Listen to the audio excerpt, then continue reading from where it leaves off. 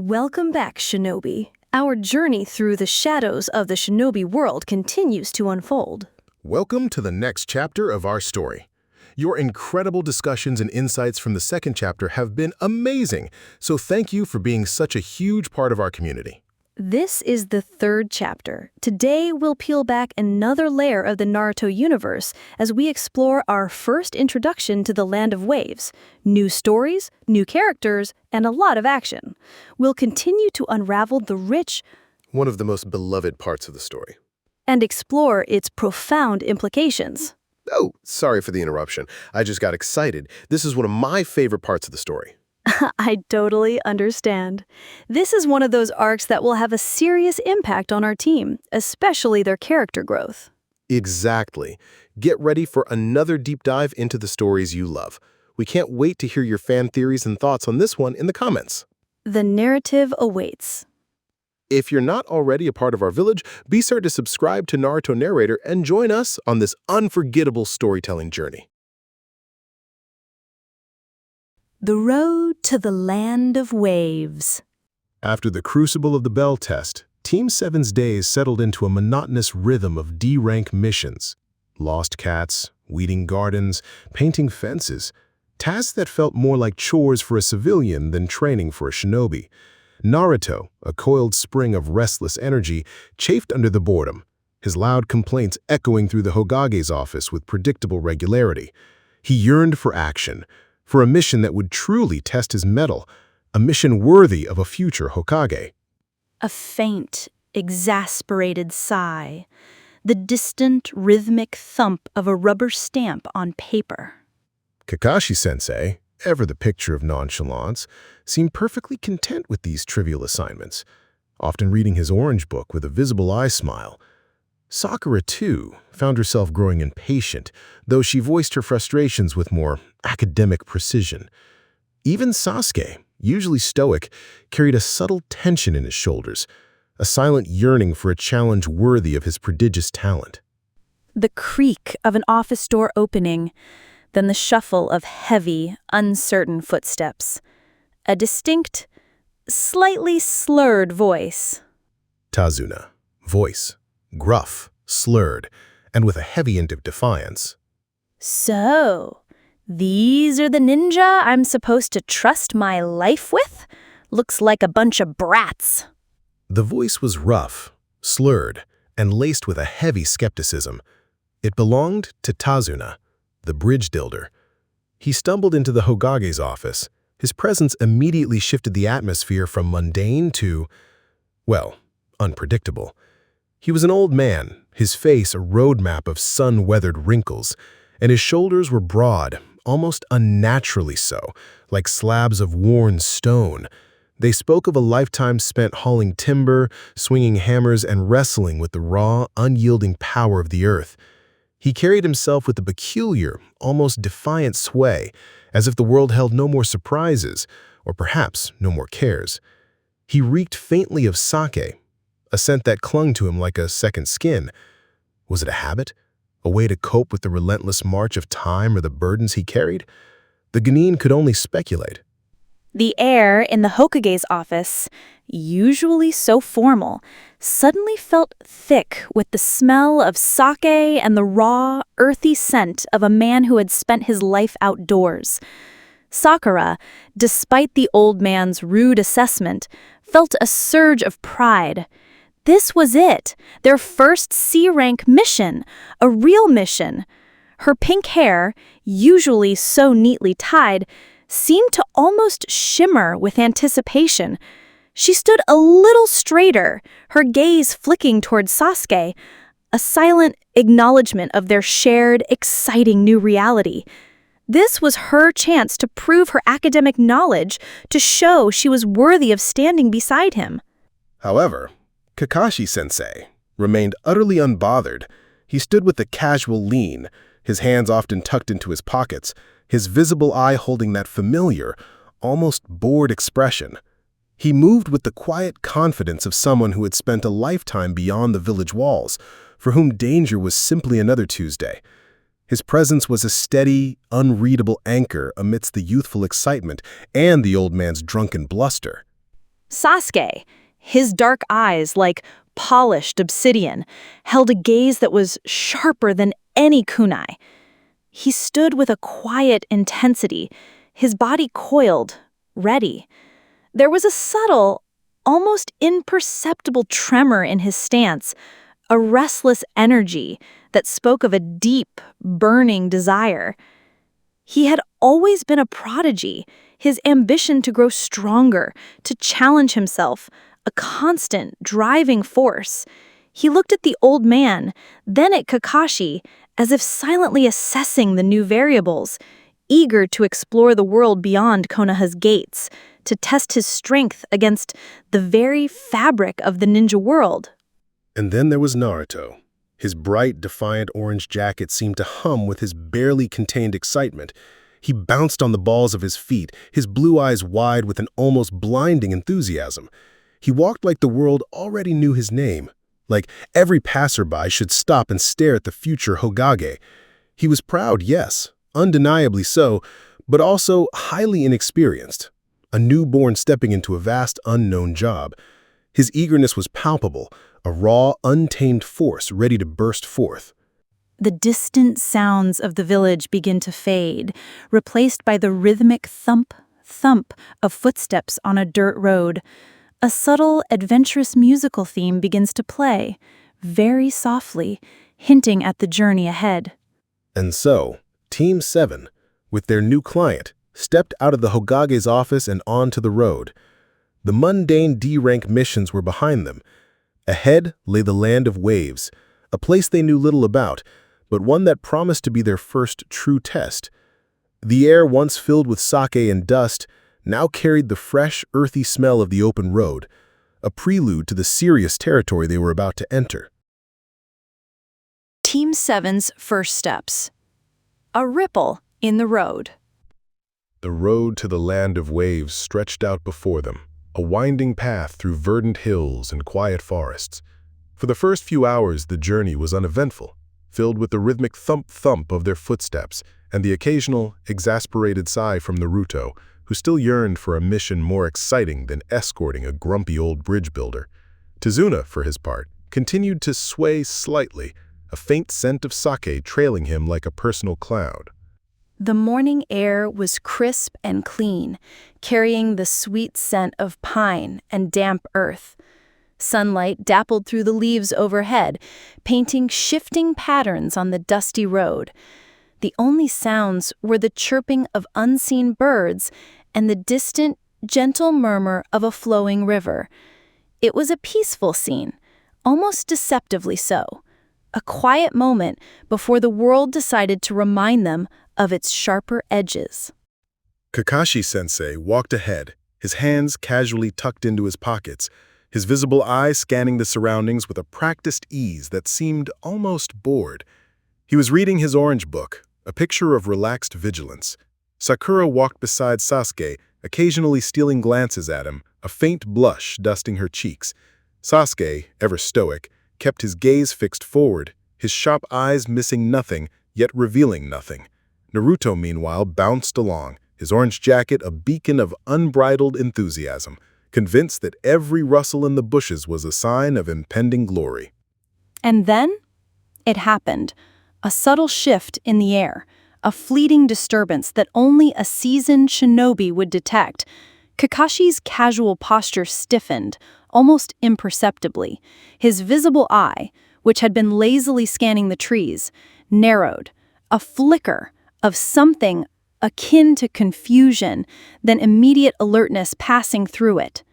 The peaceful hum of the forest seemed to waver, a discordant note in the quiet symphony.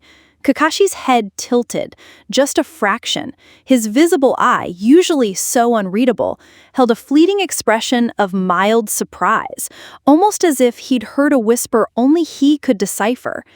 It was a tiny, almost imperceptible shift in his demeanor, a hint that something was amiss, a ripple in the otherwise calm surface of their journey. From a puddle on the road, a puddle that shouldn't have been there on such a dry day, two figures erupted. Two shinobi, their faces obscured by dark masks, their movements swift and silent as they lunged. Their chains, tipped with sharp claws, snaked out, aiming for Kakashi. Naruto, ever eager for action, shouted in surprise. Sakura gasped, her hand flying to her mouth. Sasuke, however, merely narrowed his eyes, his hand already instinctively moving towards a kunai pouch. Kakashi, with a speed that belied his earlier laziness, moved, a blur of motion, a flash of steel, and the two attackers found themselves tangled in their own chains, effortlessly subdued. The fight was over in an instant, almost before it began. The two rogue ninja lay defeated, their masks revealing grim, determined faces. Kakashi-sensei stood over them, his visible eye now sharp, assessing. The puddle, from which they had emerged, was still there, but now a subtle, almost imperceptible tremor ran through the ground beneath it. It was a hint, a clue, a silent message that this mission, this simple C-rank escort, was far more dangerous than anyone had let on. The air, once so fresh, now carried a faint metallic tang, the scent of conflict. Kakashi's gaze lingered on the ground, a silent question in his eyes. The ease with which he dispatched them was deceptive. The true threat wasn't their skill, but their method. They had come from below, a subtle tremor in the ground, a whisper of hidden movement. This wasn't just a random attack. This was a calculated ambush, and it meant that the path ahead was far from safe. The Demon of the Hidden Mist. The road, moments ago peaceful, now felt heavy with an unspoken threat. Kakashi-sensei's subtle reaction to the hidden puddle, the swift, almost effortless way he dispatched the two rogue ninja, it all pointed to a danger far greater than a simple C-rank mission. Tazuna, the bridge builder, seemed to shrink, his earlier bravado replaced by a nervous silence. And then it descended. Not rain, but a thick, swirling mist, unnatural in its suddenness and density. It rolled in from nowhere, swallowing the trees, the road, and the very light of day. Visibility dropped to mere feet, transforming the familiar path into a disorienting, claustrophobic tunnel. The mist was not gentle. It was cold, damp, and cloying, clinging to their skin, seeping into their clothes. It muffled all sound, turning the chirping birds into distant, ghostly echoes, and their own footsteps into soft, indistinct thuds. The world shrank, becoming a small, gray bubble around them, filled with the unsettling whisper of the fog itself. It felt less like weather and more like a living, breathing entity, designed to disorient, to conceal, to terrify. Kakashi-sensei, his visible eye, once bored, was now sharp, intensely scanning the swirling gray. He was no longer reading his book. His hand, swift and silent, moved to his forehead protector, slowly lifting it to reveal the eye beneath. Beneath the fabric, a crimson glow, his Sharingan. It was a deep, blood red with 3 tomei swirling around the pupil, a mesmerizing, almost terrifying sight. It pulsed with a subtle, ancient power, cutting through the mist with an unnatural clarity. His entire posture shifted from relaxed to a coiled, lethal readiness. The air around him seemed to hum with a new, dangerous energy, a stark contrast to the oppressive silence of the mist. This was not the Kakashi that knew. This was the copy ninja, Kakashi of the Sharingan, a legend in his own right. And then a voice, deep, gravelly, and laced with a chilling, almost predatory amusement. It seemed to come from everywhere and nowhere within the mist. Well, well, Kakashi of the Sharingan, I see you're still as sharp as ever. A figure materialized from the swirling gray, silent as a wraith. He was tall, powerfully built, his face obscured by bandages, revealing only a pair of cold, piercing eyes. Across his back, a monstrous blade, impossibly large, wrapped in bandages, its sheer size hinting at the devastating power it wielded. This was Zabuza Momochi, the demon of the hidden mist. The air grew heavy, thick with the scent of damp earth and something else, something metallic, like blood. Zabuza's presence was a palpable weight, a cold dread that settled deep in their bones.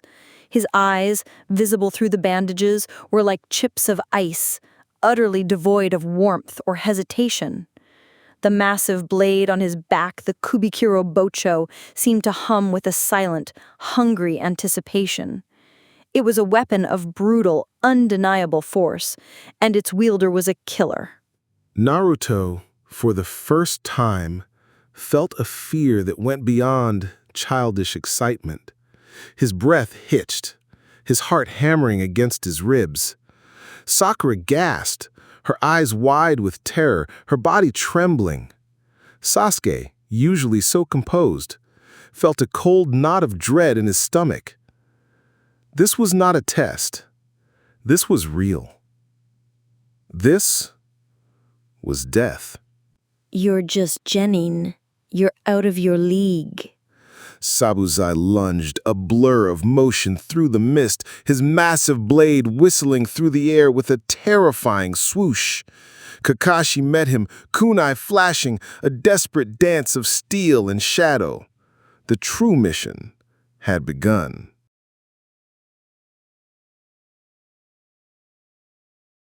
The first battle. The road, moments ago peaceful, now felt heavy with an unspoken threat. Kakashi-sensei's subtle reaction to the hidden puddle, the swift, almost effortless way he dispatched the two rogue ninja, it all pointed to a danger far greater than a simple C-rank mission. Tazuna, the bridge builder, seemed to shrink, his earlier bravado replaced by a nervous silence. And then it descended. Not rain, but a thick, swirling mist, unnatural in its suddenness and density. It rolled in from nowhere, swallowing the trees, the road, and the very light of day. Visibility dropped to mere feet, transforming the familiar path into a disorienting, claustrophobic tunnel. This was the real Shinobi world, a world where danger could materialize from thin air, where the very atmosphere could become a weapon. The mist was not gentle. It was cold, damp, and cloying, clinging to their skin, seeping into their clothes. It muffled all sound, turning the chirping birds into distant, ghostly echoes, and their own footsteps into soft, indistinct thuds. The world shrunk, becoming a small, gray bubble around them, filled with the unsettling whisper of the fog itself. It felt less like weather and more like a living, breathing entity designed to disorient, to conceal, to terrify. The air grew heavy, thick with the scent of damp earth and something else, something metallic, like blood. Kakashi-sensei, his visible eye, once bored, was now sharp, intently scanning the swirling gray. He was no longer reading his book. His hand, swift and silent, moved to his forehead protector, slowly lifting it to reveal the eye beneath. Beneath the fabric, a crimson glow, his Sharingan. It was a deep, blood red with 3 tomoe swirling around the pupil, a mesmerizing, almost terrifying sight. It pulsed with a subtle, ancient power, cutting through the mist with an unnatural clarity. His entire posture shifted from relaxed to a coiled, lethal readiness. The air around him seemed to hum with a new, dangerous energy, a stark contrast to the oppressive silence of the mist. This was not the Kakashi they knew. This was the copy ninja, Kakashi of the Sharingan, a legend in his own right. And then a voice, deep, gravelly, and laced with a chilling, almost predatory amusement, It seemed to come from everywhere and nowhere within the mist. Zabuza. Voice, deep, gravelly, menacing, with a subtle, sibilant quality. Well, well, Kakashi of the Sharingan, I see you're still as sharp as ever. A figure materialized from the swirling mist, silent as a wraith. He was tall, powerfully built, his face obscured by bandages, revealing only a pair of cold, piercing eyes. Across his back, a monstrous blade, impossibly large, wrapped in bandages, its sheer size hinting at the devastating power it wielded.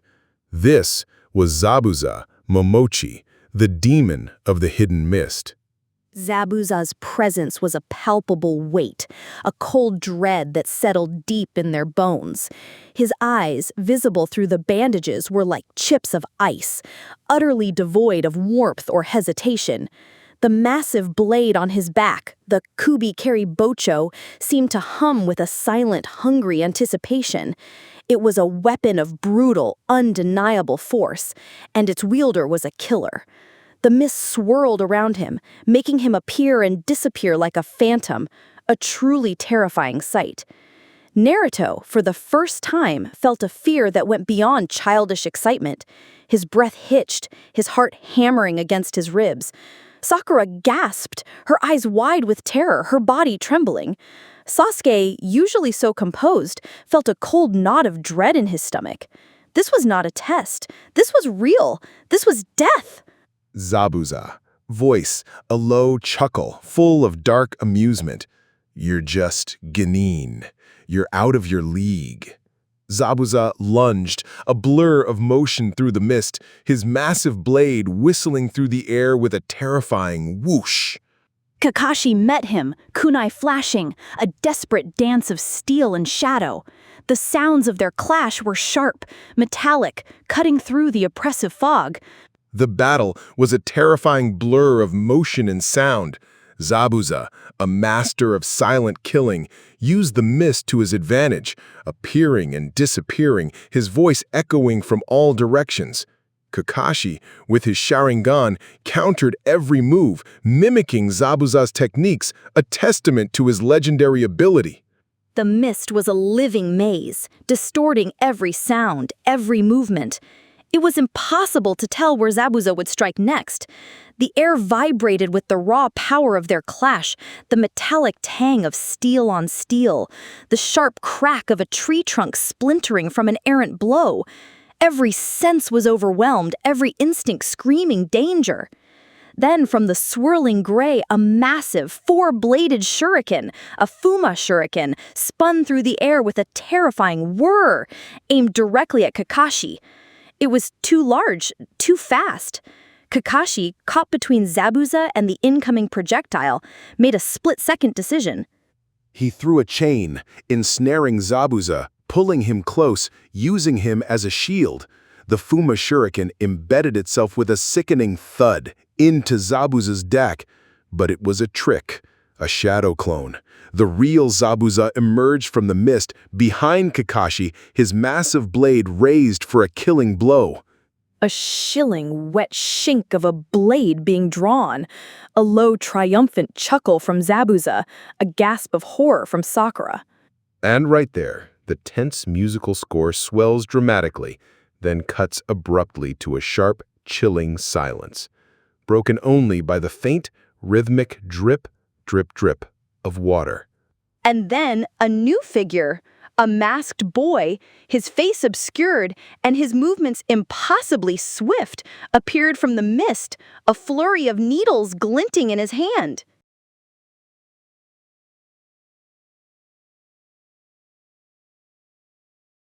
The Masked Savior. The mist-shrouded bridge had become a stage for a deadly dance. Zabuza, the demon of the hidden mist, had outmaneuvered Kakashi-sensei, using a Fuma shuriken clone as a decoy. The real Zabuza stood poised behind Kakashi, his massive Kubikiri Bocho raised high, ready to cleave the copy ninja in two. Sakura's scream of terror, Naruto and Sasuke's frozen horror. It was the brutal reality of the shinobi world laid bare. The chilling, wet shink of Zabuza's blade being drawn, followed by his low, triumphant chuckle, a sharp, desperate gasp from Sakura. The tense musical score from the previous scene holds, then subtly shifts to a more mysterious, almost ethereal tone. But then a blur. Not from Kakashi, not from the Genin, but from the swirling gray of the mist itself. A figure, impossibly swift, materialized between Zabuza and his unsuspecting target. The new arrival was slender, almost delicate, his form cloaked in a simple, dark green tunic. His face was entirely hidden behind a porcelain mask, stark white with a stylized, almost serene expression. In his hand, he held not a sword, but a handful of long, thin needles, glinting like slivers of ice. His movements were fluid, silent, like water flowing over stone, utterly devoid of wasted motion. There was no hesitation, no fear, only a chilling, beautiful precision. With a speed that defied the eye, the masked boy unleashed his needles, not at Kakashi, but at Zabuza. A flurry of sharp thwips as the senbon flew, embedding themselves with sickening thuds into Zabuza's neck. A rapid series of sharp thwips as needles fly, multiple precise thuds as they hit. Zabuza's triumphant chuckle abruptly cuts off, replaced by a choked gasp, then a heavy, lifeless thump as his massive body collapses to the ground. The massive Kubikiri Bocho clatters loudly as it falls.